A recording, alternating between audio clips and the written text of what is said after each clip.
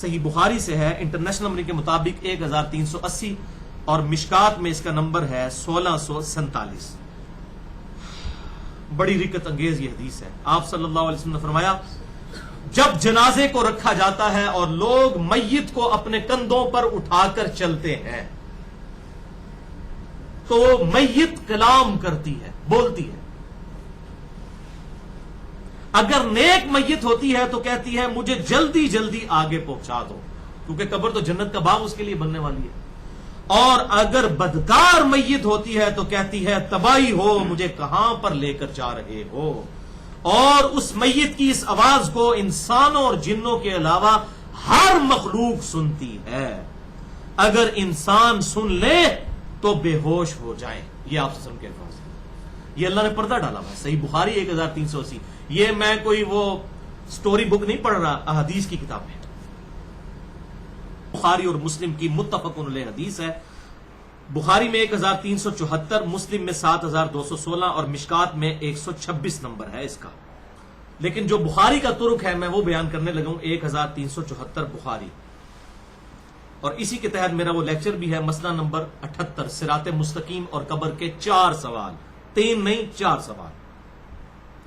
آپ صلی اللہ علیہ وسلم نے فرمایا جب مردے کو دفنا کر لوگ چلے جاتے ہیں تو وہ جانے والوں کی جوتیوں کی آواز بھی سنتا ہے، یعنی اللہ تعالیٰ اس کے ساتھ ایسا معاملہ کرتا ہے کہ وہ جانے والے کی جوتیوں کی آواز بھی سنتا ہے۔ ویسے اگر آپ کیمرہ لگائیں آپ کو نہیں نظر آئے گا، آپ کو ویسے ہی وہ نظر آئے گا جیسے اس کو لٹایا گیا، کیونکہ یہ پردے والی زندگی ہے، برزخ کی، جو میں نے پچھلی دفعہ ڈسکس کیا تھا۔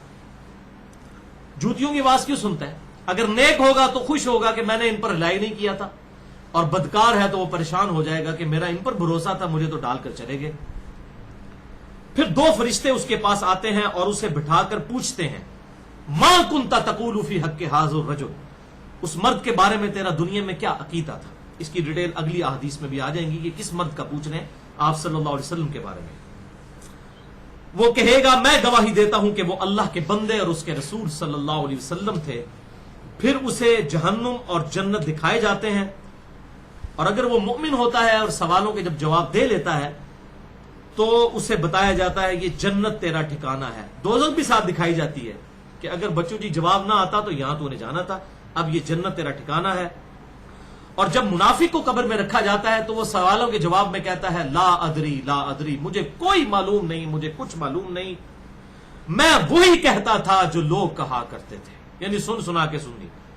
لوگ کہتے ہیں این جی ہوتا ہے، میں بھی کہتا تھا این جی ہوتا ہے، اسی تو شروع تو این جا، پڑھ پڑھا کے سننی نہیں، سن سنا کے سننی۔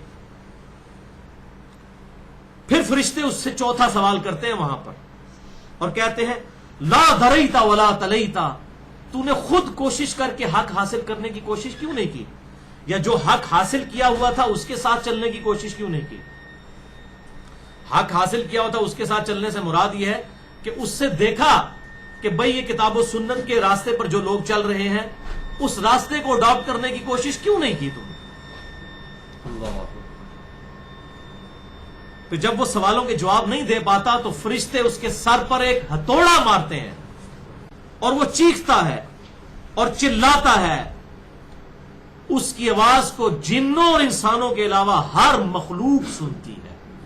جن اور انسان اس لیے نہیں سنتے کہ وہ مکلف ہیں شریعت کے، اللہ تعالیٰ نے ان پر پردہ رکھا ہوا ہے، ادروائز تو اگر پردہ اٹھ جائے پھر تو انہوں نے مان ہی لینا ہے۔ تو جنوں اور انسانوں کے علاوہ ہر مخلوق اس کی چیخ و پکار کی آواز کو سنتی ہے۔ اگر جنوں اور انسان سن لیتے، جن اور انسان، تو میں کہتا ہوں کہ دنیا میں ہی فیصلہ ہو جاتا۔